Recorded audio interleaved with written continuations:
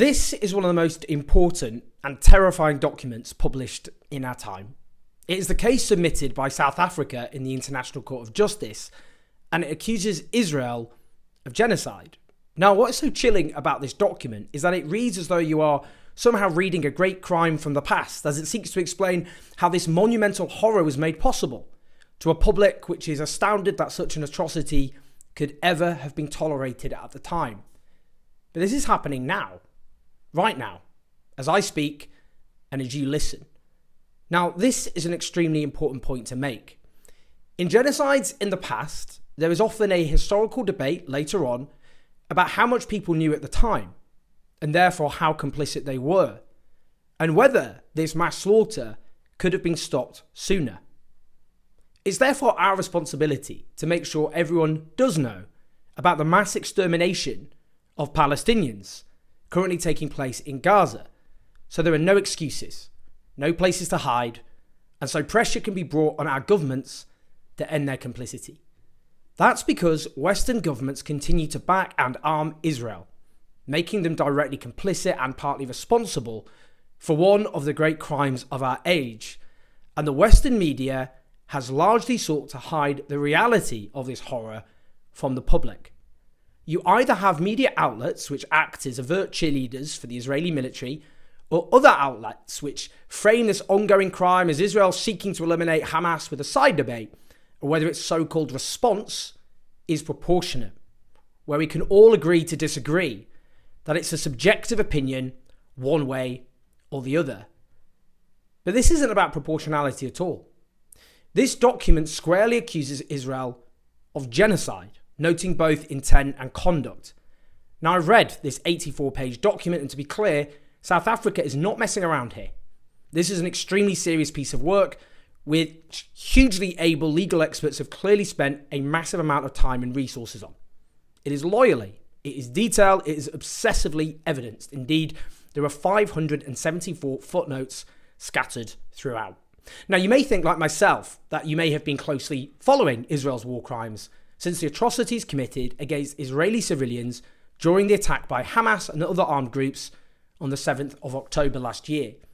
You will still find this document absolutely shocking if you have humanity, partly because of the details you won't have been familiar with, partly just because finally everything has been put in one place, or rather everything up to the point this document was written.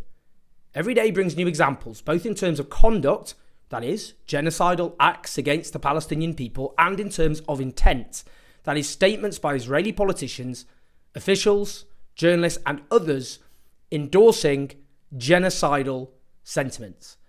Now, the document focuses, in its words, on acts threatened, adopted, condoned, taken, and being taken by the government and military of the State of Israel against the Palestinian people, a distinct national, racial, and ethnical group in the wake of the attacks in Israel on 7th of October 2023. It makes clear South Africa's own condemnation of war crimes committed by Hamas and other Palestinian armed groups that day.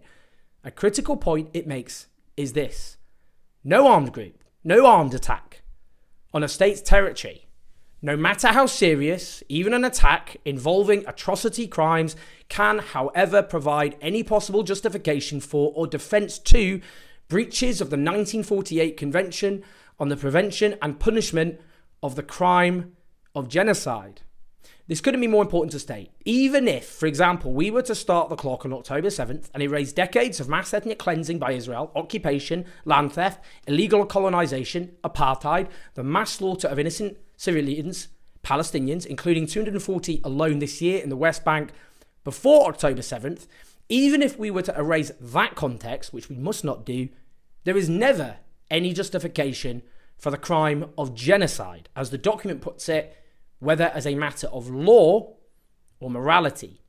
It further notes, the acts and omissions by Israel complained of by South Africa are genocidal in character because they are intended to bring about the destruction of a substantial part of the Palestinian national, racial, and ethnical group, that being the part of the Palestinian group in the Gaza Strip, that is, the Palestinians of Gaza, as they're referred to throughout. It makes clear Israel is violating the Genocide Convention by failing to prevent genocide and committing genocide. And that includes failing to prevent or punish the direct and public incitement to genocide by senior Israeli officials and others. This is the case the document seeks to prove. It also understands genocide as a continuum, which is how Raphael Lemkin, the Polish Jewish lawyer who coined the word genocide in 1944, wanted us to understand it.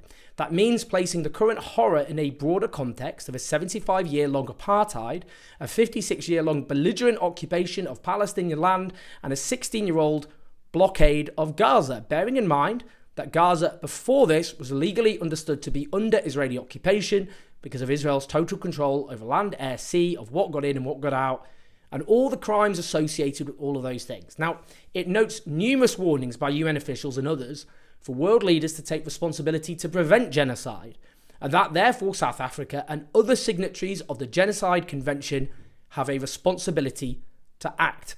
Now, genocidal intent comes from statements by Israeli state representatives, including those at the very top: the Israeli president, the prime minister, the Ministry of Defense, and others.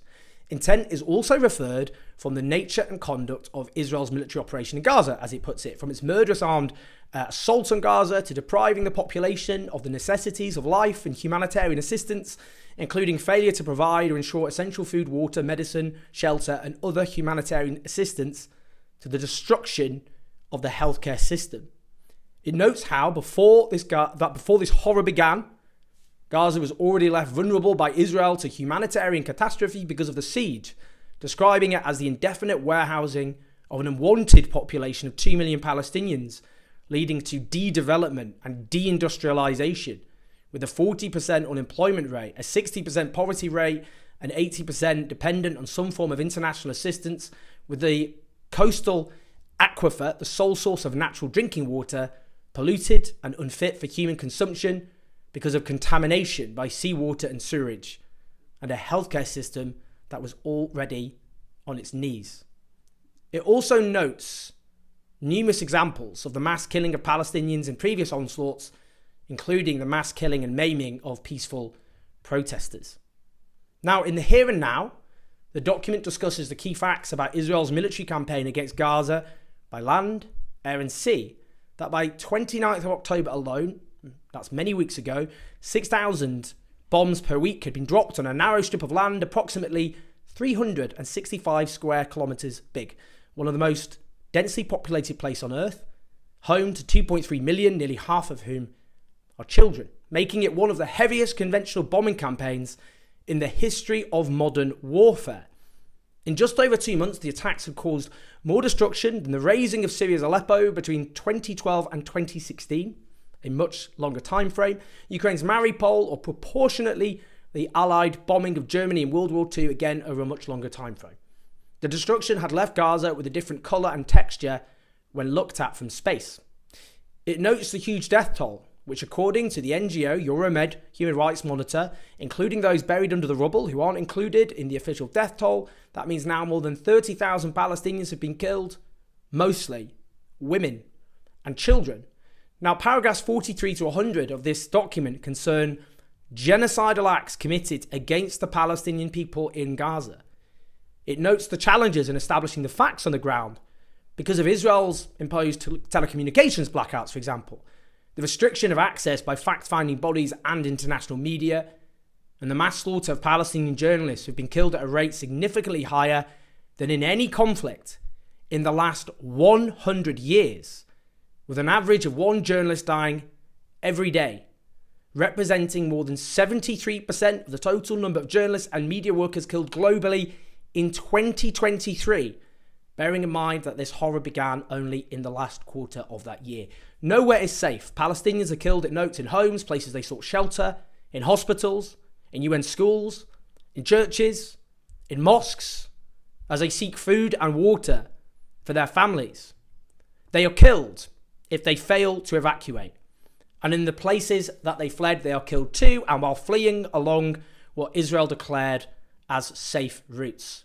There are growing reports of Israeli soldiers summarily executing Palestinians, including multiple members of the same family. In one cited case in Gaza City, at least 11 male members of the Annan family and their relatives, boys and men, were reportedly shot dead in front of their families before the women and children were then attacked. There's also reports of unarmed people, including Israeli hostages, of course, being shot dead on sight, despite posing no threat, including when they were waving white flags. So-called dumb, unguided bombs are reportedly dropped by Israel on Gaza in huge numbers, as well as heavy bombs weighing up to 2,000 pounds with a predicted lethal radius of up to 360 metres, but able to cause severe injury and damage up to 800 metres away from the point of impact. Around 1 in every 100 Gazans are now believed to have been killed because of violent deaths, and nearly 1,800 Palestinian families are estimated to have lost multiple family members. Hundreds of multi-generational families have been killed in their entire bloodlines, wiped off the face of the earth, with no remaining survivors at all. Mothers, fathers, children, siblings, grandparents, aunts, cousins, all gone. Entire families, often killed together. In the first month of this horror, 312 families had lost over 10 members each. The level of mortality is such that medics in Gaza have coined a new acronym, WCNSF. Wounded child, no surviving family. Over 115 Palestinian children are killed every day, as well as doctors, journalists, teachers, academics, and other professionals being killed at wholly unprecedented rates. Indeed, it's estimated over 311 doctors, nurses, and other health workers, including doctors and ambulance workers on duty, have been killed. 40 civil defence workers, those are those who dig victims out of the rubble and then are killed themselves, killed on duty. Over 209 teachers and educational staff also killed. 144 UN employees have been killed, the highest number of aid workers in UN history in such a short time. As well as violent deaths caused by Israeli military, Israeli weapons, Palestinians are at immediate risk of death by starvation, by dehydration and disease, as well as the ongoing siege, the insufficient aid allowed in, and the extreme difficulties in distributing that limited aid given the destruction of Gaza's infrastructure.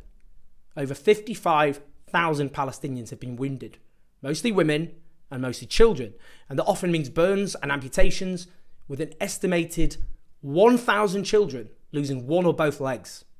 With only 13 out of 36 hospitals partly functional and no fully functioning hospital left in North Gaza, the healthcare system has all but collapsed, and injured people are reduced to waiting to die, often dying slow and agonizing deaths. Even before this onslaught, Palestinians suffered severe trauma from prior attacks, with 80% of Palestinian children suffering high levels of emotional distress, 79% demonstrating bedwetting, 59% showing reactive mutism, 59% engaged in self-harm, and 55% with suicidal thoughts. The current horror will only have made that so much worse, not least for the tens of thousands of Palestinian children who've lost at least one parent. For me, this following sentence chilled me to the bone. The report says this: for the families who remain intact, or partially intact, it's about doing everything you can so your child doesn't realise that you've lost control. There's something particularly devastating, I feel, about reading that sentence. Palestinians, according to this report, based on its evidenced readings of what's happening, Palestinians are subjected to cruel, inhuman and degrading treatment, with large numbers of civilians, including children, reportedly arrested, blindfolded, forced to undress and remain outside in cold water before being forced onto trucks and taken to unknown locations. 85% of the population, it states, have been expelled from their homes. That is 1.9 million out of 2.3 million, with nowhere safe to flee to. Repeated evacuation orders, combined with the total siege, described by the Red Cross as incompatible with international humanitarian law, with the World Health Organization warning it could be tantamount to a death sentence for hospital patients, and often Palestinian children are ordered into areas where there are ongoing airstrikes, creating terror. People flee to areas supposedly that are safe, which are then bombed. Growing population density as they are forced into an ever-shrinking corner of Gaza render these Israeli strikes ever more lethal. The forced evacuation, it notes, is necessarily permanent for many Palestinians because 60% of the entire housing stock in Gaza has been destroyed, with the extent of the destruction in the north in particular rendering it largely uninhabitable, with destruction in the south approaching a similar level. It says the forced displacements in Gaza are genocidal, and that they are taking place in circumstances calculated to bring about the physical destruction of Palestinians in Gaza. Israel has now pushed the Palestinian population in Gaza to the brink of famine, it quotes experts. Most of the Palestinian people in Gaza are now starving, with levels of starvation rising daily. As the UN Secretary General notes, 4 out of 5 of the hungriest people anywhere on earth are in Gaza. The World Health Organization states an unprecedented 93% of the population is facing crisis levels of hunger. Water is also severely depleted. Israel continues to cut off piped water for the north of Gaza, it says, and the North Water Desalination Plant is non-functioning. The World Food Programme has reported there's only 1.5 to 1.8 litres of clean water available per person per day for all uses: drinking, washing, food preparation, sanitation and hygiene. That is far below the emergency threshold of 15 litres per day for war or famine-like conditions. The lack of water is severely impacting lactating women. Bear in mind the survival threshold is deemed to be 3 litres a day. Those lactating women who need far more water to keep themselves and their babies healthy. Young women forced to use contaminated water to prepare formula if it's available, risking disease in vulnerable babies. The context to all of that already is Israel has long hindered creating or repairing these water installation desalination plants, and 95% of water from the Sol aquifer was already unsuitable for consumption before the 7th of October. The document warns that experts are now predicting that more Palestinians in Gaza may die from starvation and disease than airstrikes. There's acute shortages of warm clothes, bedding, blankets. Soaring rates of infectious disease outbreaks, diarrhea cases among children under 5 are 25 times higher than before the conflict. Over 100,000 cases of diarrhea in total reported since mid-October. Sewage flows through the streets.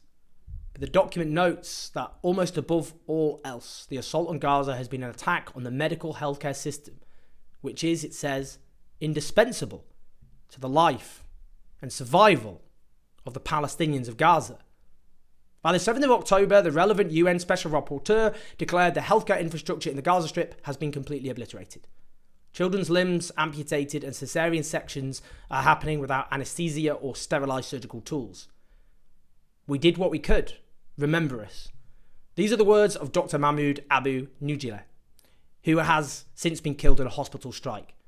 He wrote those words on a hospital whiteboard normally used for planning surgeries. Since early December last year, Israeli army attacks on hospitals have only increased, depriving them of electricity and fuel crucial to maintain their effective function, obstructing them from getting medical supplies, food, water. Hospitals are described by UN agencies as death zones, scenes of bloodbath, death, devastation and despair.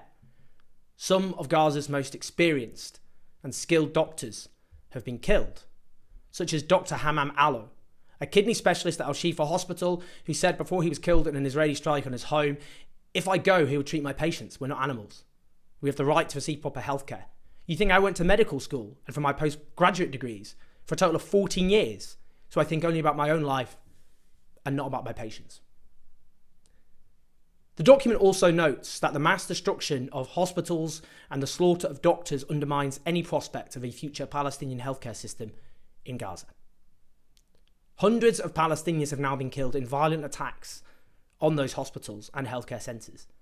Others have died because of the cutting off of electricity and fuel, including premature babies, including dozens of ICU and kidney patients. Severely injured patients walk for miles, desperately trying to find help. They cite the case of a boy from the north. His leg had been blown off in the violence. He spent 3 or 4 days trying to reach the south, delayed by checkpoints. Reportedly, the smell of decomposition was clear, and that boy had shrapnel all over. Potentially, he was blind and had burns to 50% of his body. Experts are beginning to warn that the numbers dying of disease and hunger could already be outstripping violent deaths caused by Israeli army assaults. Some estimate that the death toll from disease and hunger could be multiples of that from fighting and from airstrikes. In terms of the destruction of Palestinian life in Gaza, not only have entire streets and neighbourhoods been razed, one suburb of Gaza City, once home to 110,000 Palestinians, is now a vast wasteland flattened as far as the eye can see. That means the destruction of all its shops, schools, vibrant marketplace, family homes, doctors' clinics, historic streets, and its mosque. Specifically, this document charges Israel with destroying infrastructure and foundations of Palestinian life, deliberately creating conditions of life calculated to bring about the physical destruction of the Palestinian people. From homes, neighbourhoods, hospitals, water systems, agricultural lands, bakeries, mills, to the foundational civil system in Gaza, like all courts, the Central Archive building, with thousands of historical documents and national records going back over 100 years. The main public library is in ruins, along with bookshops, publishing houses, and other libraries and educational facilities. All of Gaza's 4 universities have been targeted. Leading Palestinian academics have been wiped out. Award-winning physicists, software engineers, immunology and virology academics, poets. Cultural centres, museums, places of learning destroyed. Ancient history sites destroyed. Gaza's old city destroyed. 318 Muslim and Christian religious sites damaged or destroyed. So as well as its people, the civic and cultural life and indeed history of Gaza is being erased too.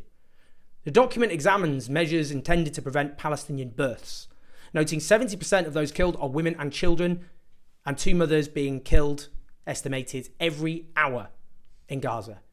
Pregnant women and children, including newborn babies, most impacted by this catastrophe. An estimated 5,500 of the total 52,000 estimated pregnant women in Gaza are giving birth each month in unsafe conditions. Premature births have surged.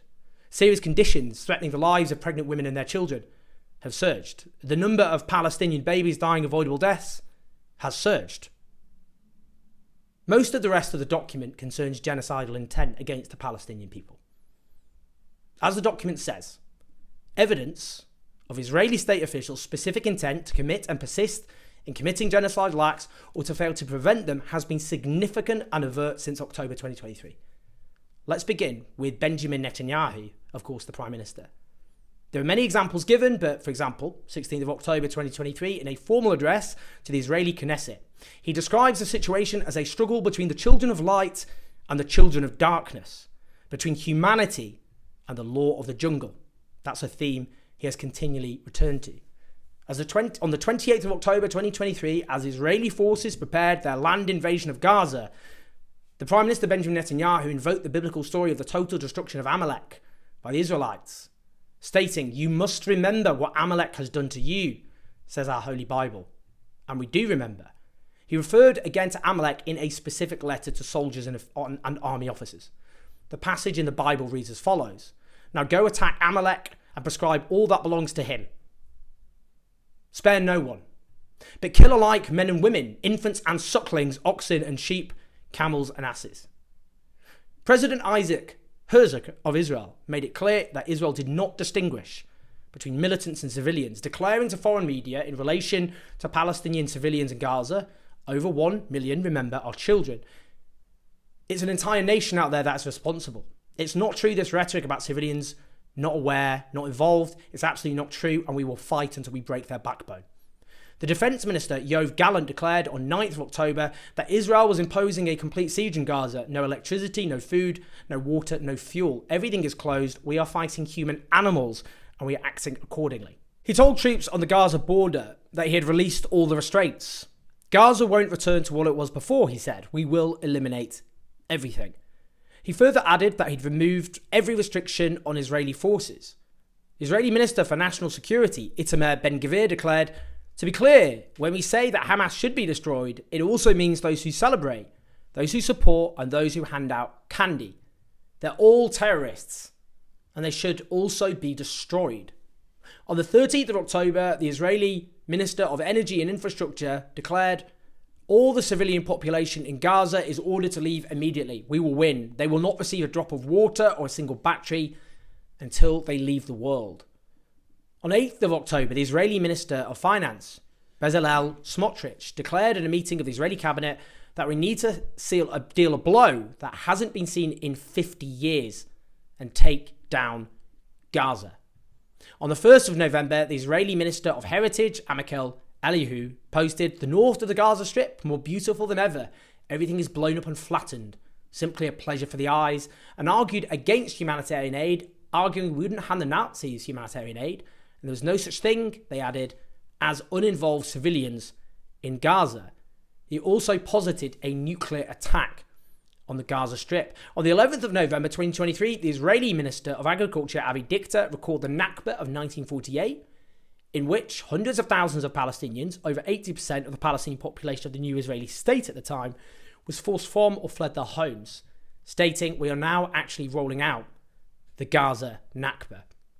On the 7th of October, the Deputy Speaker of the Knesset, or Parliament, Nissim Vaturi, tweeted, "Now we all have one common goal, erasing the Gaza Strip from the face of the earth. Those who are unable will be replaced."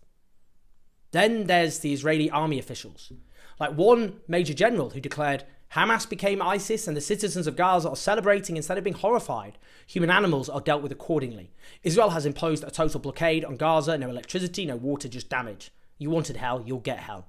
Then there's Gura Ireland, the former head of the Israeli National Security Council, who has made multiple genocidal statements, demanding the cutting off of energy, water and fuel, declaring, "The people should be told that they have two choices, to stay and starve or to leave. If Egypt and the other countries prefer these people will perish in Gaza, this is their choice." Repeatedly declaring the benefits of a humanitarian crisis, he declared, "Israel has no interest in the Gaza Strip being rehabilitated, and this is an important point that needs to be made clear to the Americans." He added, "Israel has no choice to make Gaza a place that is temporarily or permanently impossible to live in, but to make." He also declared Israel needs to create a humanitarian crisis in Gaza, compelling tens of thousands or even hundreds of thousands to seek refuge in Egypt or the Gulf. Gaza will become a place where no human being can exist. He makes clear there are no poor women in Gaza, by which he means innocent women. He says they are all the mothers, sisters, or wives of Hamas murderers. He goes on to argue in favour of humanitarian disaster and severe epidemics in Gaza on the grounds that they would bring victory closer. Or take the 95-year-old army reservist Ezra Yakin, a veteran of the Deir Yassin massacre against innocent Palestinians during the 1948 Nakba. He gave this so-called motivational speech for soldiers, declaring, "Be triumphant and finish them off, and don't leave anyone behind. Erase the memory of them. Erase them, their families, mothers and children. These animals can no longer live. Every Jew with a weapon should go out and kill them. If you have an Arab neighbour, don't wait. Go to his home and shoot him." A key point here is that these statements, whether they be by decision makers, military officials and so on, indicate a clear and direct public incitement to genocide that has gone unchecked and unpunished. The conclusion the document then reaches from all of that is the clear inference from the acts of the Israeli army on the ground, including from the vast numbers of civilians killed and injured, and the scale of displacement, destruction and devastation wrought in Gaza, is that those genocidal statements and directives are being implemented against the Palestinian people. It backs up that conclusion with statements made on the ground, like an Israeli army colonel and deputy head of the unit dedicated to the occupied areas, who appeared in an area of Gaza particularly hit by destruction. And he told Israeli television, "Whoever returns here, if they return hereafter, will find scorched earth, no houses, no agriculture, no nothing. They have no future." Israeli soldiers in uniform have been filmed dancing, chanting and singing, "May their village burn. May Gaza be erased." In another example, they appeared dancing, singing and laughing. "We know our motto," they said. "There are no uninvolved civilians." And to wipe out what they called the seed of Amalek.